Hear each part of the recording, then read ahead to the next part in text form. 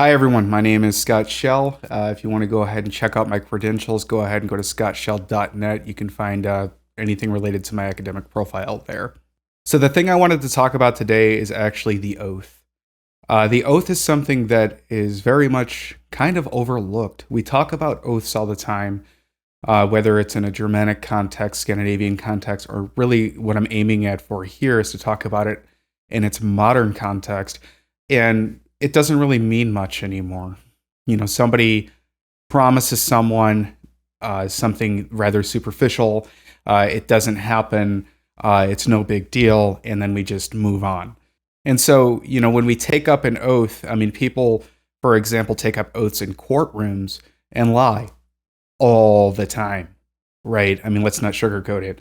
And so I guess what I'm trying to get at is that the oath nowadays, has become something very superficial. It's something that doesn't really mean a whole lot to so many people. I mean, there are very few to where those people do understand the importance of the oath and understand the historical precedence of the oath and why we, for example, swore oaths on rings.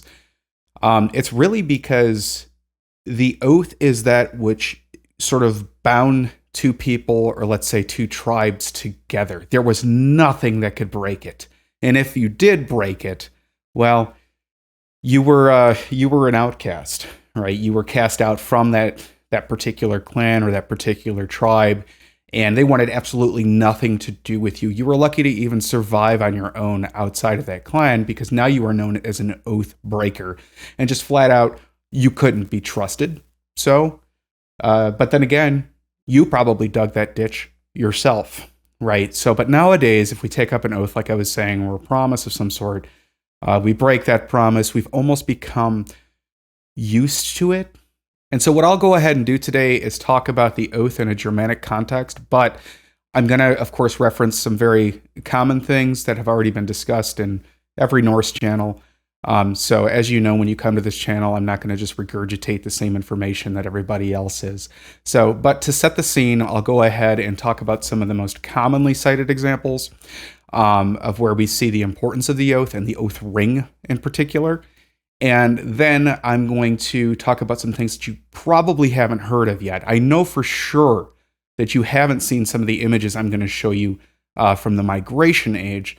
And the reason why I'm confident in that is because I didn't even know about them until I found this particular book and this, well, actually it's a gigantic volume of books and it's in German. So the first one I'm going to talk about today is Atlakavida. This is the Song of Attila or the Song of Atli, specifically stanza 30 where Gudrun says to Atli, you broke your oath and you swore upon this ring. So here's the verse. May it so befall you, Atli, as you swore to Gunnar, oaths you often gave and pledged early, by the sun curving to the south and the victory god's mountain, by the marriage bed horse, and by Ullr's ring. So the ring oath. Well, in Iceland, oaths were sworn on large silver rings kept at the local temple and often reddened with sacrificial blood. And so we know this, for instance, from the Landnámabók, in which case is a very common citation for the importance of the oath ring.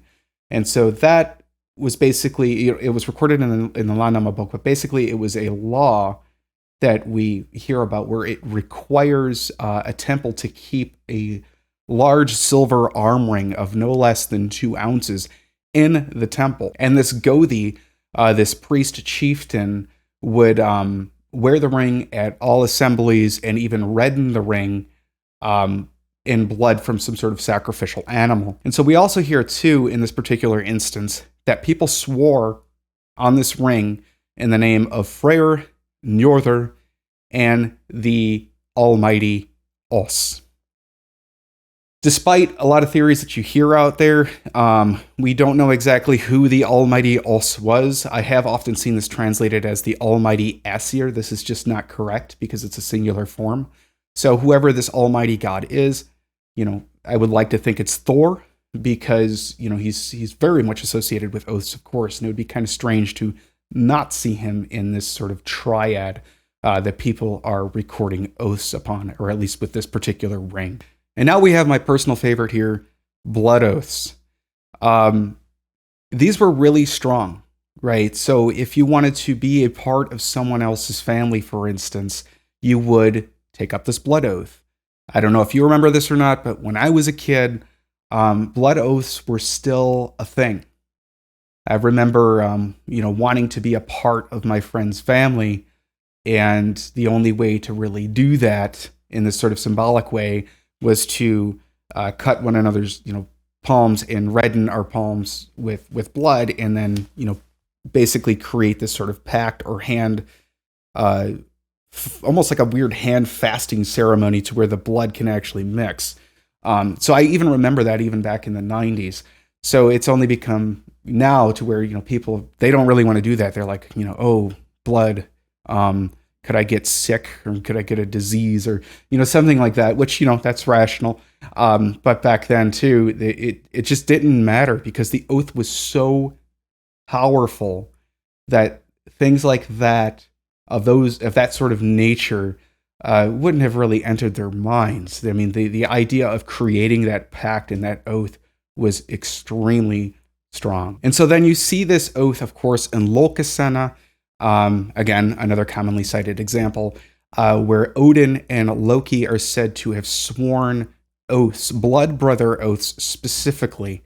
And so when Loki brings this up to Odin, Loki is then allowed to sit at the table with Odin and drink mead, because otherwise Loki was actually not welcome in Aegir's hall, of course, because he killed a servant outside of the hall. And then we have another example here that's from the fragment concerning Sigurd from the Poetic Edda. We see that Brynhild here talks to Gunnar and reminds him that he swore a blood oath to Sigurd, so therefore Gunnar could not actually really kill Sigurd in this context, because the oath again was so powerful. You cannot break the oath. And so we see here she says to him, "You clearly did not remember, Gunnar, that you both let your blood run into the trench. Now you have repaid him badly for that, when he wanted to make himself the most preeminent of men." So the blood running into the trench here, of course, is very similar to that blood oath that I was just talking about before, when you would cut your palm and blend your blood together that way. Essentially, in this case, though, Sigurd and Gunnar had sworn blood brotherhood to one another, but the ceremony here involved scraping a trench into the earth and pouring the mingled blood of the oath takers into it. So we see similar rituals, for example, in the saga of Gisli. So it's not just some sort of single occurrence here. It's prevalent throughout the literature. However, we do see that, of course, Sigurd does die, and according to the saga of the Volsungs, he dies at the hands of Guttorm. And Guttorm was too young, apparently, to take up an oath with Sigurd, but Gunnar and Hogni, of course, did commit that oath to Sigurd. But since Guttorm did not, again, he can actually carry out the deed of killing Sigurd. So we have this verse, again, from the same poem. "We should prepare Guttorm for the killing, our younger brother, not so experienced. He wasn't involved when the oaths were sworn. The oaths were sworn and the pledges made." So what happens is that Guttorm then is given this horn that's full of all kinds of weird entrails and strange things, and he kind of becomes a sort of like berserker in a sense, at least in terms of that mindset where he becomes kind of crazy. And then he goes to Sigurd's bed and kills him in Sigurd's sleep. But Sigurd does fire back and throws a sword at Guttorm and cuts him in half. So he did kind of get his revenge. And the other thing I wanted to bring up is the Halion. Throughout my channel, of course, you'll find all kinds of old Saxon sources, all kinds of discussions regarding the Halion. But what I want to emphasize here is essentially when you mix Germanic values and oaths specifically that are taken up to the Drochten, or this warlord, things can get pretty messy. Essentially, that's kind of how you get the Crusades. So what I'm trying to get at is that the older Germanic tribes, which I'll talk about in just a minute regarding the oath, would swear undying loyalty to their drocht, to their lord, to their warlord. And in turn, this warlord would essentially protect his followers or his warrior companions, if you will. And it was a really healthy exchange, right? And also, not only that, but like the drochten or the lord wasn't around all the time. He was just there in times of war. But what I'm trying to get at here is with the Heliond in the old Saxon material is that you now have this war band swearing loyalty, this sort of undying troth to the Christian God. Now you can see where I'm going with concerning these sort of crusades, because if you take that Germanic oath in its essence and what it really meant, and then you apply that to a divine Lord above, now you're fighting for Christ and God. And, you know, basically that's what you get when you mix such a strong component like the oath with religion.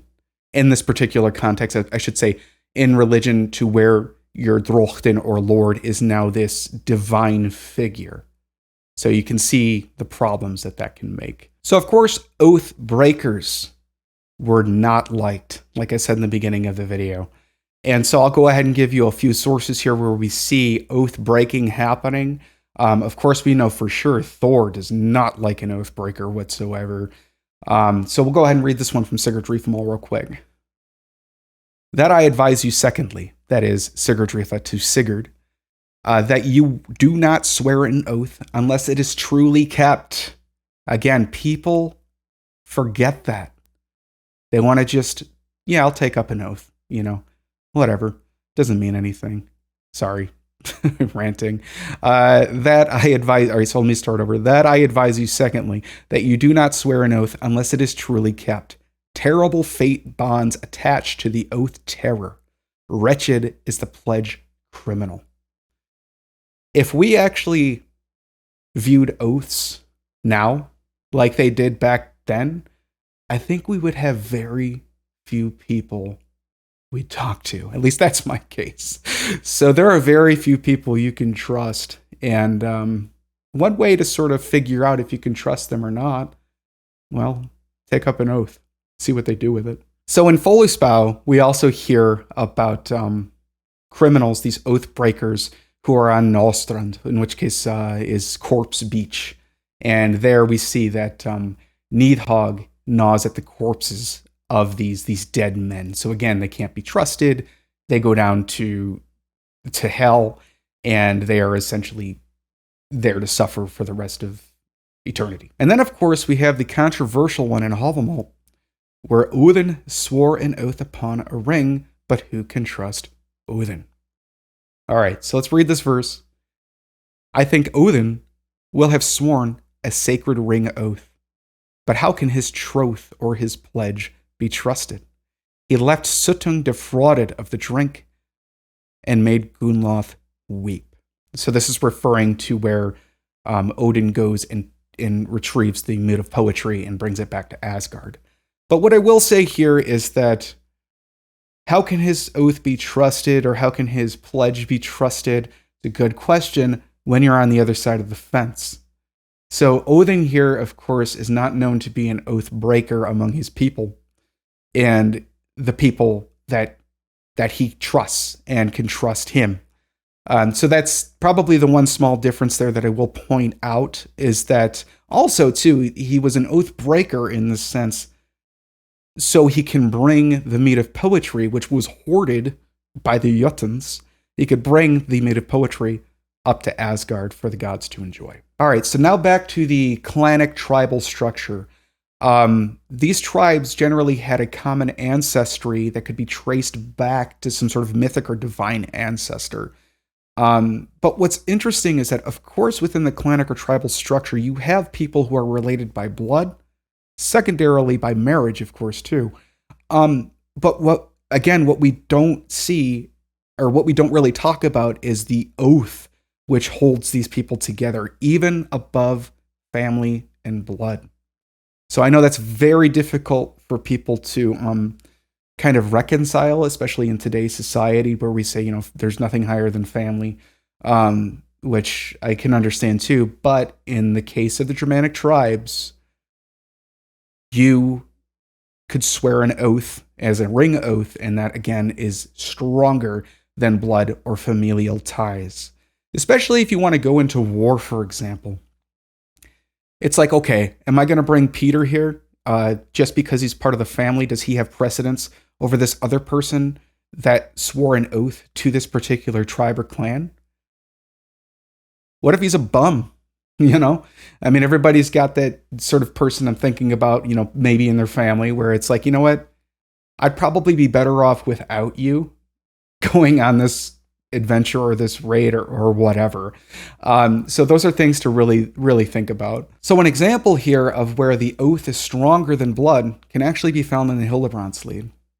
So we see here that Hildebrandt encounters his son, Harubrandt, but it's been a long time, of course, since they've been separated. Meanwhile, Hildebrandt had sworn allegiance to Theodoric, and his son had sworn allegiance to an opposite king, right? So what happens then is that since they've been separated for so long, there's a lot of back and forth exchange as far as like, you weren't with the family, but I am your father, yada, yada. But the thing is that what ends up happening is that they ultimately fight each other, even though there are laws specifically against father and son, essentially father-son slaughter. But in this case, what happened is that Hildebrandt had sworn an oath to Theodoric. And the same thing, to the opposite king with Harubrandt. So they have no choice but to fight anyhow. So even the oath in that particular context, for example, again, is stronger than the blood tie. So what I'm trying to say, I guess, is just be careful with your oaths. Make them actually mean something again. I've known so many people who have taken up oaths in this sort of context, for the heathen community. And then the next day, they're just like, yeah, screw it. Like, yeah, okay. Like, I'm never going to trust you regarding anything, right? If you can't even keep a simple oath. All right, so then we have the Saxons here, which I find the Saxons are really the quintessential example as far as you swearing oaths for allegiance. So the Saxons weren't necessarily all related by blood and family. Various tribes had gotten together and they swore by the Sax that they would be true to one another. So it was the Sax in this case, which was the symbol that held these people together. And of course, they all got together to fight against the Frankish forces coming up from the south. So as you can see here, was blood and family important? Well, sure. But what was even more important in this context is the oath. Especially in times of war when it's very difficult to trust anyone. And so essentially when your oath is this strong, they aren't just words, right? You hear that often from people, those are just words. I want to see actions. Well, what if the action is equivalent to the oath? That tells you right there just how strong the oath actually is. It's already an action that's been carried out. And so what I'm going to do now is go ahead and talk about some of the tribal names and what they mean. And you'll see, of course, that some of these tribe names clearly swear upon a particular object, or there is just an oath in general which brings them together. Not all the tribal names are like that, but I'll go ahead and just give you a list of them here and talk about which ones are actually tied to the oath. So we have the Saxons, of course. They are bound by that particular knife, the Sax, and so that is part of their identity. We then have the Franks, in which case they are known to be associated with the spear. And so any Frank would understand that, essentially, is what I'm trying to say, and they would identify that as well. Then we have people like the Vandals, in which case that's just really just people who live near the water. That's what that means. We have the Hastingi, in which case are just the long-haired people. I guess if you're going through male pattern baldness like me, you're SOL. All right, then we have the Rugians, in which case are the rye eaters. We have the Burgundians, in which case are the mountain dwellers. We have the Lugi, in which case are the oath people. So they are clearly bound together by the oath. Similarly, we have the Varangar, in which case this is the oath-bound men. That's actually how we get the Varangian Guard. We have the Angles, which are just people up around the corner. That's essentially what that is. We have the Utes or the Jutes, in which case just mean people. We have the Hoki, which are the high ones, so people that are of maybe upper nobility or even just people who are very wise. We have the Heruski, of course, which are people of the heart. And that particular tribe, as an HRT, H-A-R-T, that heart, right? In which case, Arminius is, of course, associated with that tribe. So that's another commonality, right? Being associated with that particular animal and what it represents. So then we have the Rudingi, which is just people of the clearing. We have the Hati, which means people of the helmets. We have the Semnoni, which are the clan fellows. We have the Swabi, which are literally people of our own folk. We have the Macromani, which just means frontier. We have the Alamani, which are just the people. The Heramanduri, in which case means Irman powerful. We have the Winali, in which case is the winners, which eventually actually became the Longobards, which just means the long beards. So, what I'm going to show you now are Bracteate pictures from the Migration Age. Again, these are things that I don't think you've all seen because they're not readily available on the internet, or at least I don't think most of these are.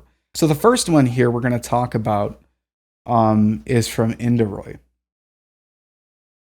So what you can see here is very clearly a ring. So the person on the right is holding a ring, and then in the middle, they're binding each other's hands and essentially creating an oath. They are of obviously two opposite factions, but it is going to be that oath ring that they swear upon. And you can also see here the figure on the left is holding the weapon away from the person who's bringing in the oath ring. So this is from Inderoy, as you can see right there at the bottom of the picture. So the one on the bottom, though, is from Vika, in which case we can see here that we have the swastika. There's all kinds of debate as far as what that actually meant back then. But we also see that this person is riding on a horse. So this person is probably of noble descent, most likely a drochten of some sort. And he is holding, again, an oath ring to bridge peace between two people. And here we see again another Bracteate from Molen. Again, same thing that I said before about the horse. You have a person of nobility here holding out and extending an oath ring to the person below. Then we have here another Bracteate from Revskar, and in which case looks like a king with a lot of Roman influence in design. At least that's what it looks like to me. But again, you see that king is holding an oath ring. So again, very important, especially when it comes to keeping peace within your particular tribe. Then we have here another Bracteate from Denmark. You'll see this artwork is just fascinating. It's really abstract. But you'll see the person on the right is holding a ring as well. And the two people on the left, again, are holding their weapons away from the person who's offering the oath ring. And now we see here we have a Bracteate from Gumarup, in which case the person on the right is holding an oath ring, and he is extending this oath ring out to the other people, on the opposite side. And the people on the opposite side are also holding their weapons again away from the other person holding the oath ring, thereby signaling that they want peace. But what's important here is that they do want peace, of course, but the oath is saying now that they are part of one people, or at least those two smaller tribes are somehow connected in a stronger way than another tribe up the road, because they've sworn oaths, and those oaths are very strong. All right, well, guys, I wanted to say one more thing. These things, like the rings that you see, or the sacks, or the spear, meant something obviously more than just a sax or a spear. I mean, it was the object that brought everyone together within that small tribe. Within the modern communities of like heathen communities and whatnot, I'm going to tell you, you really need this now more than ever. In a sense, you almost need to retribalize. And this is a way to start it. But it is the oath on a smaller scale where we can actually bring each other together, because then you'll find out real quickly who you can trust and who you can't. I mean, you take up an oath, you take up an oath. That's really it. You break your oath, you're dead to me. Sorry, but I'm pretty black and white like that. So I would really recommend, of all the quote unquote Germanic values that people want to talk about, this one be reinstated with its fullest potential, and honestly be the number one value to bind a small group together. This cannot be done on a large scale. It's not possible. I mean, hell, I don't even get along with my neighbor.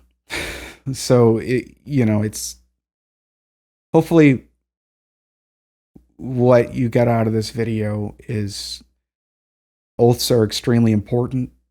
Their value has been lost, and we need to rebuild this oath again from the ground up and figure out who's true and who's not.